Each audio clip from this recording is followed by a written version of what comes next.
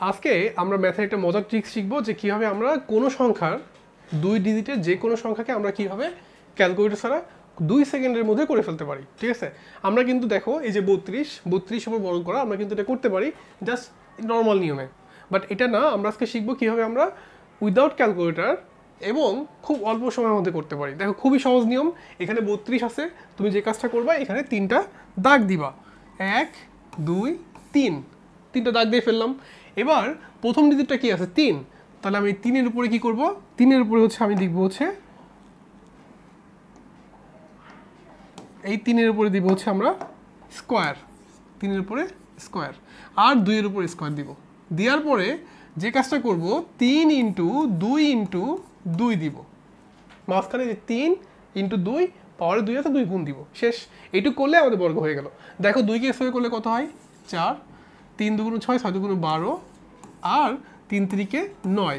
দেখো এটা কিন্তু অ্যান্সার না, তোমাকে একটু আরেকটু কাজ বাকি আছে, সেটা হচ্ছে এই 4 তুমি এখানে লিখলা, এখানে একটা করে ডিজিট বসতে পারবে, এখানে 12 জাস্ট 12 2 দিবা, হাতে 1 আছে 9-এর সাথে যোগ করে দিবা 10। তাহলে আমাদের অ্যান্সারটা হবে হচ্ছে জাস্ট দেখো খুবই সহজ, এইটা হচ্ছে আমাদের অ্যান্সার। আমরা কিন্তু এইভাবে যে কোনো সংখ্যার বর্গ জাস্ট ক্যালকুলেটর ছাড়া তাড়াতাড়ি করে ফেলতে পারি। কি অনেক অনেক ইজি না? দেখো তো নিয়মটা। ঠিক আছে, আমরা আরেকটা দেখি, তাহলে আমরা বুঝতে পারবো।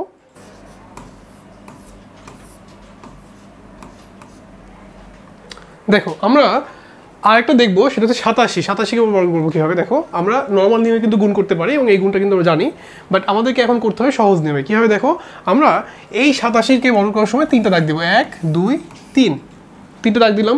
এবার আমরা 8-এর উপরে বর্গ করে দিব, এই যে 8-এর উপর বর্গ, 7-এর উপরে বর্গ করে দিব, স্কোয়ার করে দিব।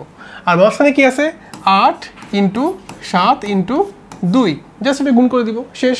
7 7 কত বলো তো 49, এই যে 4 9 লিখবো, এখানে গুণ করলে কথা দেখো তো 112, আর এখানে গুণ করলে 64।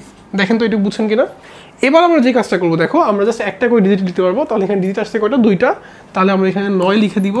আমাদের হাতে আছে কত 4, তাহলে 116 6 লিখবো, হাতে আছে 11, 64 আর 11 যোগ করলে তোমার আসে হচ্ছে 75। তাহলে আমাদের অ্যান্সারটা হচ্ছে দেখো খুবই সহজ, আমাদের অ্যান্সারটা হচ্ছে জাস্ট এই যেটা।